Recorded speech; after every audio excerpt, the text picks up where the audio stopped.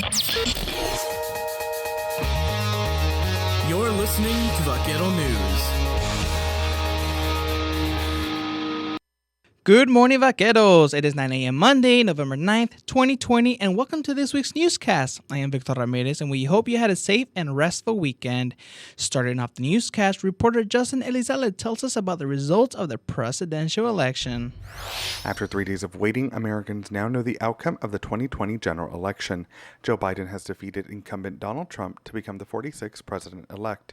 That's according to a tweet Saturday from the Associated Press calling Pennsylvania one of several states whose outcome had yet to be determined, and its 20 electoral votes will go to Biden. The call pushed Biden over the 270 electoral vote victory line to 284 at 10:25 a.m. Central Standard Time. 38 minutes later, AP called Nevada's 6 electoral votes to Biden, leaving him at 290. In a news release from Trump via his campaign, they vowed to take legal action against the results. According to the National Conference of State Legislatures, any election disputes must be resolved by December 3rd. Once official, state representatives, part of the Electoral College, will meet on December 14th to officially cast their ballots for president and vice president. Political science associate professor Natasha Altman-McNeely explains how the COVID-19 pandemic affected the results of the election. Because 2020 is 2020, and because it's unprecedented, some of the factors that are causing the counts to be even more delayed than normal is, of course, the mail-in ballots. Vice President-elect Kamala Harris also shared a part in Biden's victory Saturday when she tweeted a video of her calling Biden to congratulate him on their win.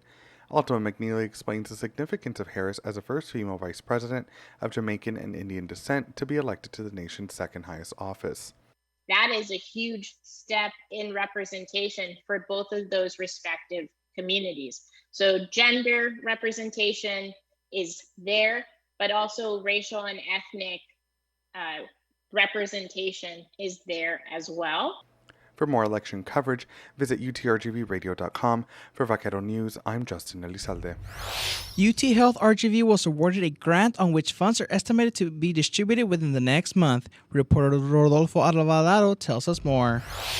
The UT Health RGV Clinical Lab was awarded the Clinical and Translational Science Award, or the CTSA, partnership grant in order to increase COVID-19 research in vulnerable areas of South Texas. The CTSA partnership is part of a multi-institutional grant that was awarded to the University of Texas Health Science Center at Houston, who then partnered with other system schools and institutions such as UT Health Science Center at Tyler and UT Health RGV itself. Director of COVID-19 operations at the UT Health RGV Clinical Lab, John Thomas, says the grant is about $900,000 and will be used to conduct testing in underserved areas of South Texas where COVID-19 tests may not be readily available to the community. According to a news release from UTRGV, UT Health RGV Clinical Lab will be conducting testing over the next 2 years and will cover the region south of San Antonio. UT Health Science Center at Houston will cover East Texas, and UT Health Science Center at Tyler will cover the Northwest. Thomas elaborates on some of the goals this grant is being used to achieve. Our main focus is to try to get people that haven't been tested, populations that have not been tested,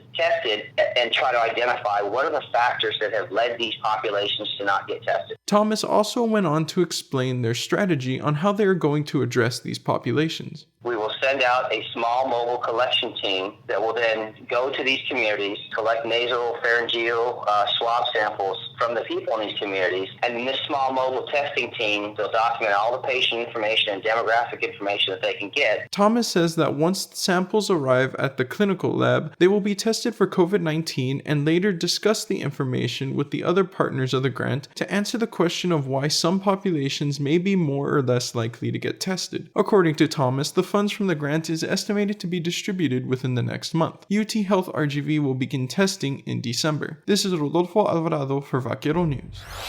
Student Activities will host its Distinguished Speaker Series event this weekend with its second guest.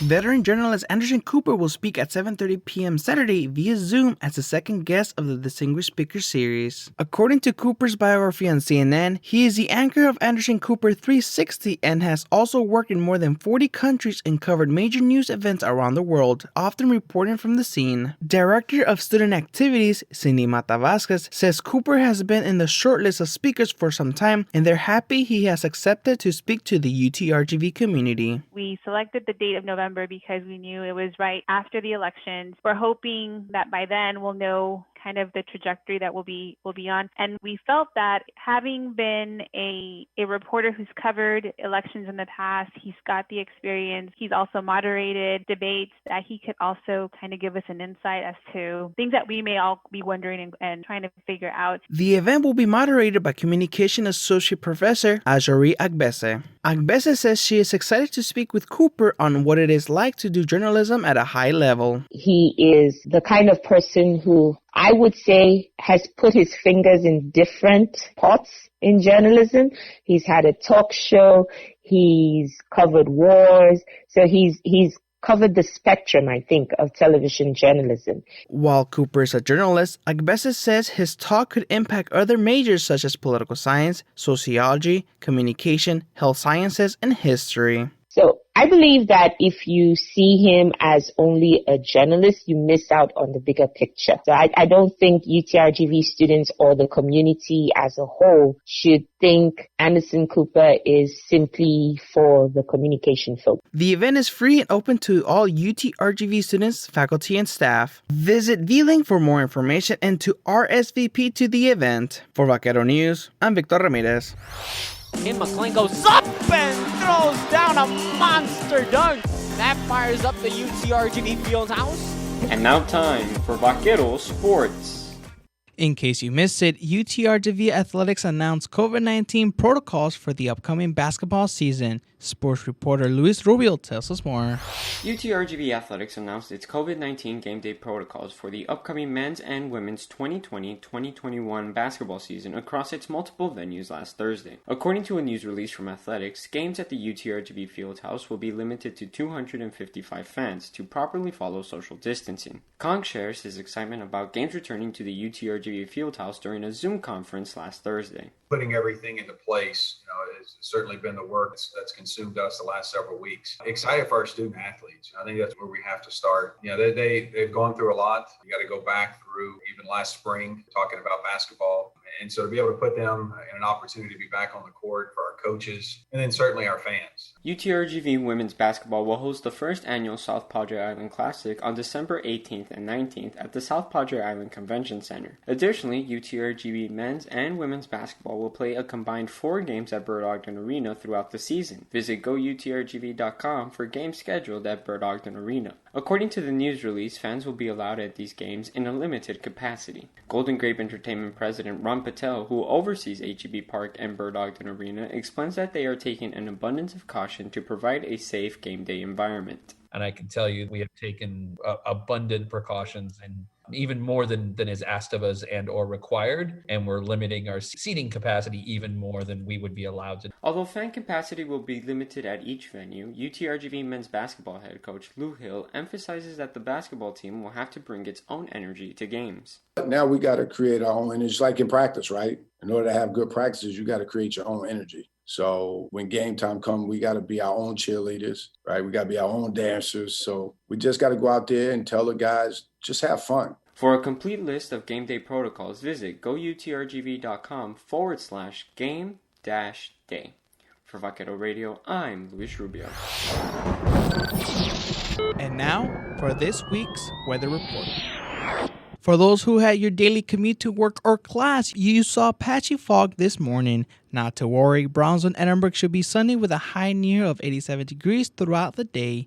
During the week, Brownsville and Edinburgh will be sunny with a high average of 86 degrees, partly cloudy at night. And that's it for your weekly weather report. We will see y'all here next week.